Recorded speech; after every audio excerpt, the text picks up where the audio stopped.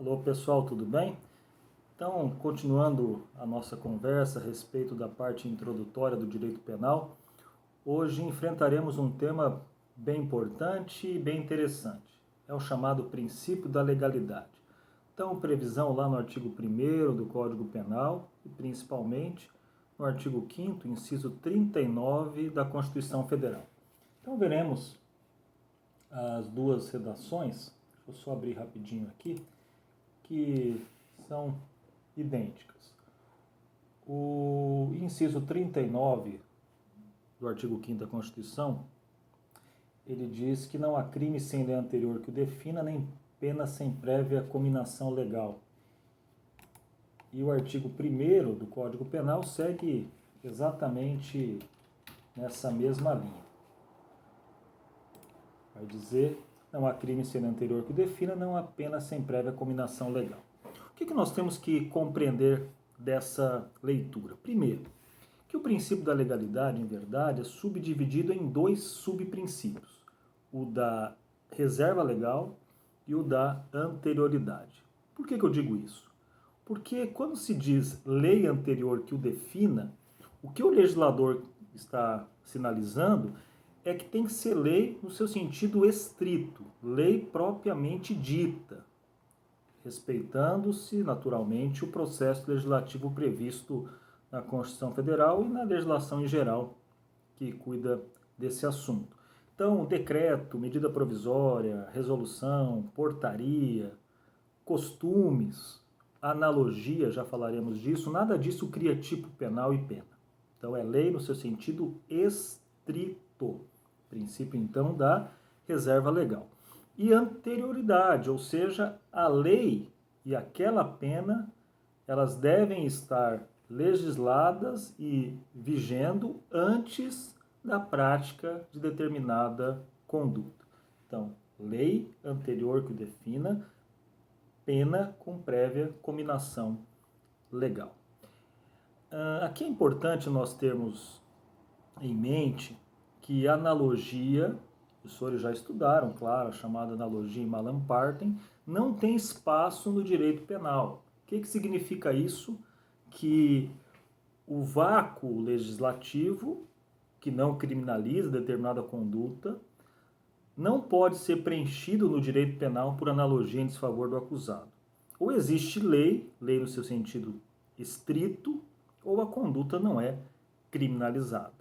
Então, isso é importante nunca mais esquecerem. Analogia cabe no direito penal? Sim, em favor do réu, em desfavor dele não. Por quê? Porque se respeita o princípio da legalidade, no seu duplo aspecto. Reserva legal, nesse caso, porque não tem lei, e anterioridade. Bom, a construção do princípio da legalidade é bastante antigo. Certamente, os senhores já estudaram a respeito, sabem que no século XIX isso floresceu com mais força e no século XX da mesma forma. E um grande escritor, um grande penalista, Feuerbach, mencionava, aquele velho provérbio do nullum crime, nullum pena sine previa lege. Ou seja, repete o que está na nossa legislação. Na verdade, vice-versa, Na verdade, o contrário, melhor dizendo. É a nossa legislação que repete esse pensamento. Então, não há crime, não há pena sem prévia cominação legal.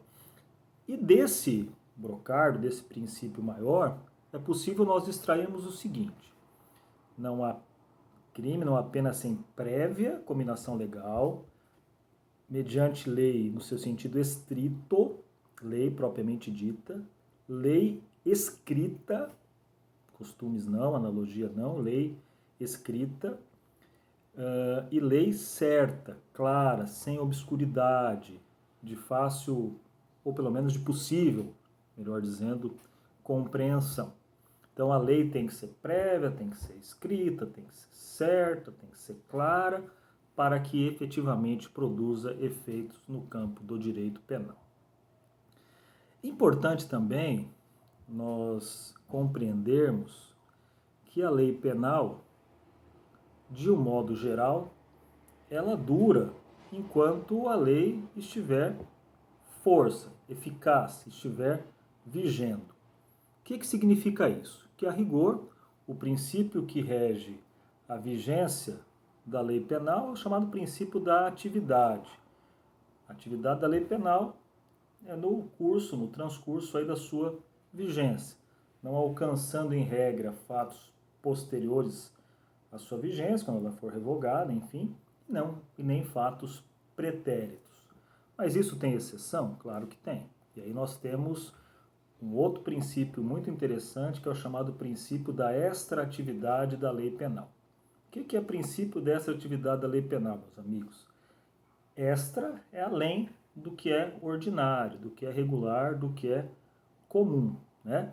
Então, extra atividade vai significar que, além do período efetivo de vigência, a lei pode produzir efeitos em algumas situações muito específicas. Primeira situação, se a lei for mais favorável ao acusado, como nós encontramos no artigo 5º, inciso 40 da Constituição Federal, e artigo 2º do Código Penal. Então vamos lá. O que vai dizer aqui o inciso 40 do artigo 5º da Constituição Federal? A lei penal não retroagirá, salvo para beneficiar o réu. E o que vai nos dizer aqui o artigo 2º do Código Penal? Caput. Ninguém pode ser punido por fato que lei posterior deixa de considerar crime, cessando em virtude dela a execução e os efeitos penais da sentença condenatória. Parágrafo único.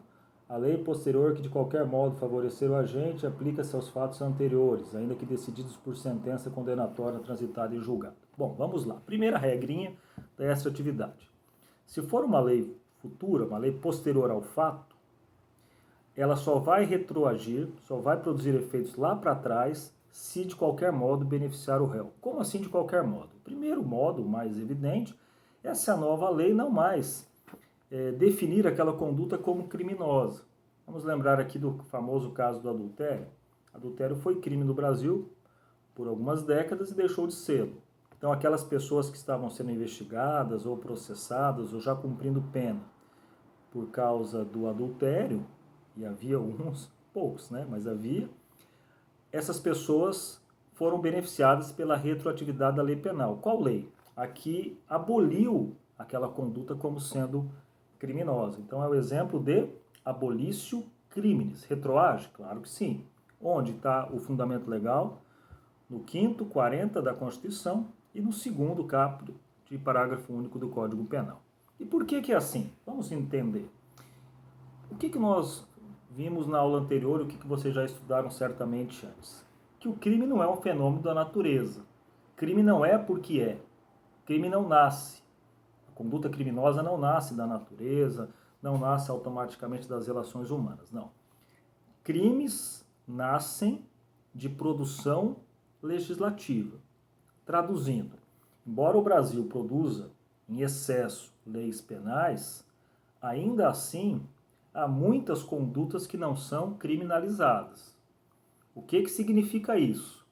Significa que, sem essa previsão legal e, para tanto, sem o prévio processo legislativo de criminalização, de aprovação daquele tipo penal, daquela pena para vigorar no país, não há crime.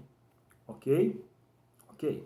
Bom, então se o sujeito, a uma certa altura, pratica uma conduta que a lei trata como criminosa, mas que lá na frente, atualmente, a sociedade entende a sua desnecessidade, o que motiva os seus representantes legais no Congresso a revogarem aquela antiga criminalização, aquela conduta então criminosa, não faz sentido mais continuar investigando, processando ou executando pena de determinada pessoa por algo que a própria sociedade representada no parlamento, ou podemos dizer também o próprio Estado brasileiro, não mais prevê sanção para aquilo. Então, naturalmente, tem que retroagir, apagar todos os seus efeitos. Aliás, importante dizer, mesmo após o trânsito em julgado, além do Código Penal ser claro, no parágrafo único do artigo 2º, isso também não se discute, apaga os efeitos para sempre, né?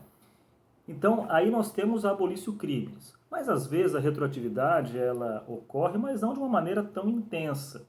Como assim? Continua prevendo a conduta como criminosa, mas com uma pena menor, ou tipo de pena mais brando. Vamos imaginar algumas situações. Recentemente, o legislador, hoje já foi alterado, mas para vocês compreenderem, não mais previa a utilização de arma que não de fogo, né? Uma arma dita aspas branca, uma faca, um bastão, enfim, como causa de aumento de pena no roubo. Então houve um tempo, um ano e pouquinho, que havia não mais essa criminalização, não mais esse aumento de pena, essa majoração de pena para ser mais exato. O que ocorreu então? Aquelas pessoas que respondiam por roubo majorado pelo emprego de arma em geral, uma faca, não arma de fogo. A arma de fogo sempre foi mantida mesmo na alteração em 2018, 2019 como causa de aumento. Falando da arma dita aspas branca. A pessoa respondia porque roubou alguém usando faca, a lei penal mais favorável afastou aquela majorante, então ele passou a responder por roubo sem emprego de arma. Imaginemos desse sujeito já está no cumprimento da pena, e aí? E aí que o juiz da execução penal, com base no que diz a LEP, artigo 66, aplicou a lei mais favorável já no curso da execução. Então deixou de considerar a causa de aumento, que a própria sentença então reconheceu, já estávamos na execução da pena, e afastou aquela majorante com a consequente redução da pena. Nós temos aí não abolício crimes, abolício apaga o crime. Nós temos a chamada lei mais favorável, a lex Mitchell. Ela, na verdade, ela reduz as consequências daquela conduta, ok? Então, a lei penal retroage? Sim, retroage desde que beneficie o acusado. De que maneira? Abolindo o crime ou reduzindo os efeitos daquela condenação. Aqui nós temos o princípio, então, da chamada ultratividade da lei penal. Perdão, da retroatividade da lei penal. A ultratividade é o inverso. A ultratividade surge quando a lei mais favorável é a lei antiga. E aí ela vai estender os efeitos mesmo depois de revogada. Vamos imaginar aí, meus amigos, um exemplo concreto. Bom, artigo 16 da Lei de Armas, que agora, né, a arma de uso restrito passou a ser tratada aí como crime hediondo. Vamos imaginar que lá atrás assim não o fosse. Então você foi condenado ainda sobre a vigência da antiga disposição sobre o artigo 16, não tratado como crime hediondo. Veio a nova lei e tratou como crime hediondo. O que eu tenho aqui? Tenho que a lei antiga, que não vigora mais, continuou produzindo efeito. Por quê? Porque é a mais favorável ao acusado. Vou deixar isso mais claro. Imaginemos que você foi denunciado com base no artigo 16, não então considerado hediondo. Antes do seu julgamento, veio a nova lei considerando a conduta como hedionda. O que nós teremos aqui? A extratividade no sentido de ultratividade da lei mais favorável, que era a lei da época dos fatos. Então ela vai continuar produzindo efeitos.